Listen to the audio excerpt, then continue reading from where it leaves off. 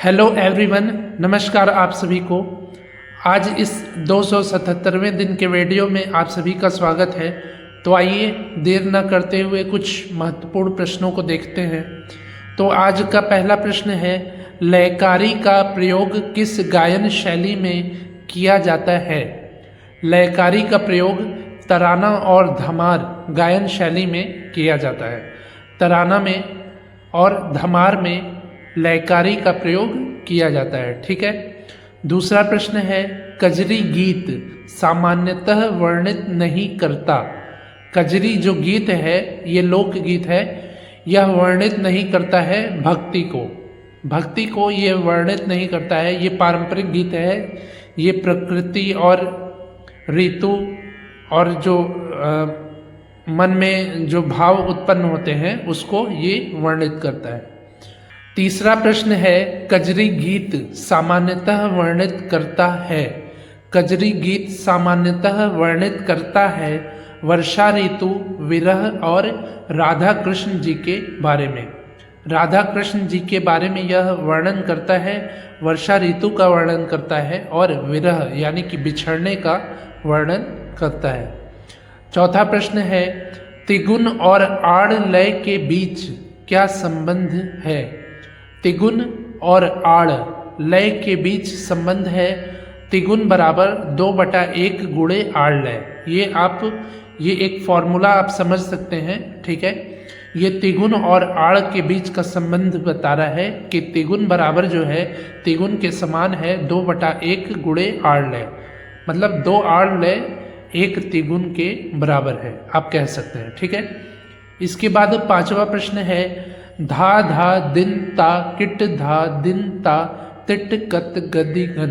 यह बोल है चौताल का। यह चौताल का ठेका है धा धा दिन ता किट धा दिन ता तिट कत गदी घन। ठीक है। इसके बाद छठवां प्रश्न है, यदि 16 सेकंड में 16 शब्द गाएं तो लय होगी। 16 सेकंड में 16 शब्दों को गाना जो है उसका लय है मध्य लय। मध्य लय में आप आराम से 16 सेकंड में 16 शब्दों को गाते हैं और विलंबित लय में एक शब्द को 4 सेकंड में आप गाते हैं और द्रुत लय में ये दुगुना हो जाता है, यानी कि 1 सेकंड में 4 शब्द आप कह सकते हैं। ठीक है। तो ये हो गए छठवां प्रश्न। इसके बाद है सातवां प्रश्न, ध्वनि करते हुए एक ताल में धुन गिनने की प्रक्रिया कहलाती है।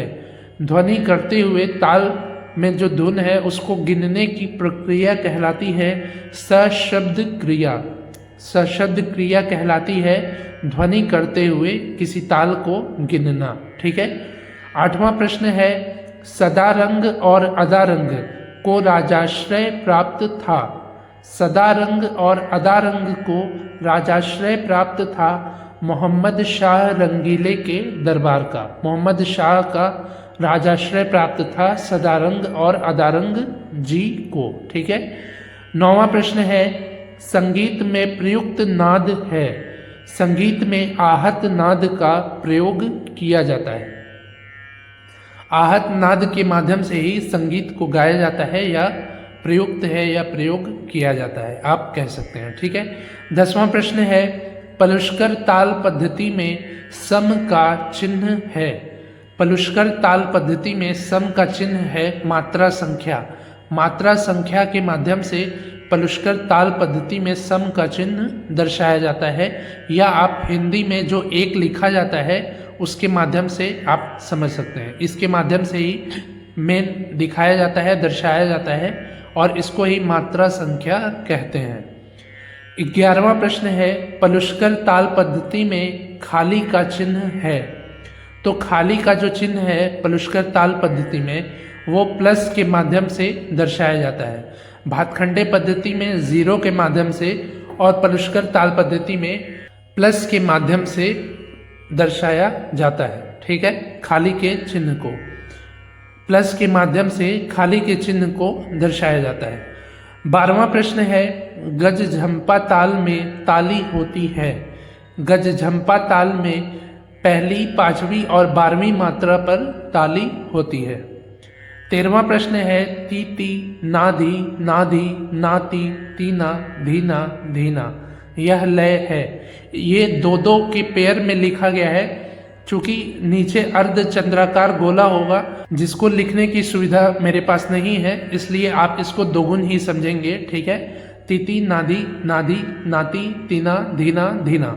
ये दुगुन दुगुन में है, तो यह लय है दुगुन लय। यानी कि दो दो शब्दों को लेकर यदि किसी ताल को गिना जाता है या किसी गीत को गाया जाता है तो वो दुगुन कहलाता है। इसके बाद 14वां प्रश्न है झूमरा ताल में होती है। झूमरा ताल में 14 मात्रा 4 विभाग 8वीं मात्रा पर खाली होती है। झूमरा ताल 14 मात्रा की ताल है जिसमें 4 विभाग और 8वीं मात्रा पर खाली होता है। इसके बाद 15वां प्रश्न है कौन से थाट में सभी स्वर कोमल लगते हैं।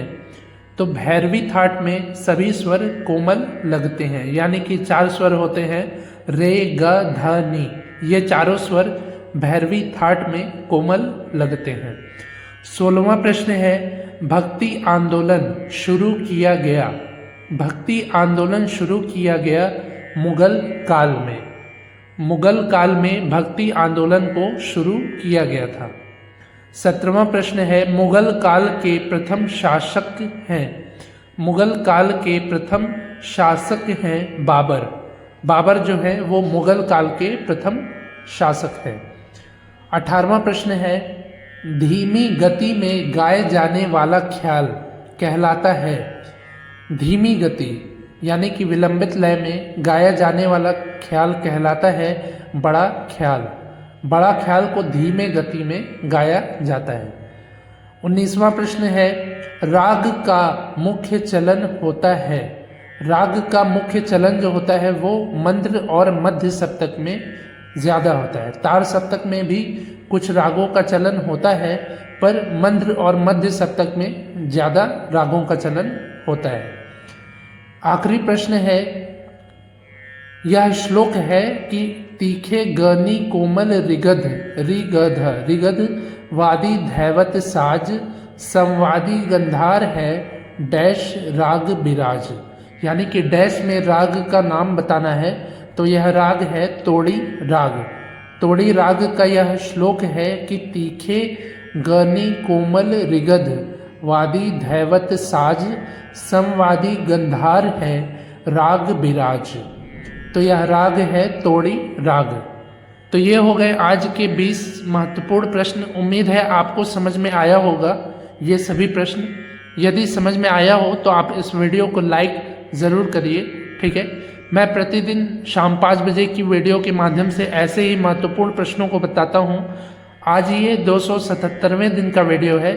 इसके पहले मैंने 276 वीडियो को बनाया है जिसके प्लेलिस्ट का लिंक नीचे डिस्क्रिप्शन में है। यदि आपने उन सभी महत्वपूर्ण वीडियोस को नहीं देखा है तो तुरंत ही देख लीजिए, जिससे कि आपके आने वाले प्रतियोगी परीक्षाओं की अच्छे से तैयारी हो जाए। ठीक है, तो मिलते हैं ऐसे ही अगले नए वीडियो में। तब तक के लिए नमस्कार, धन्यवाद।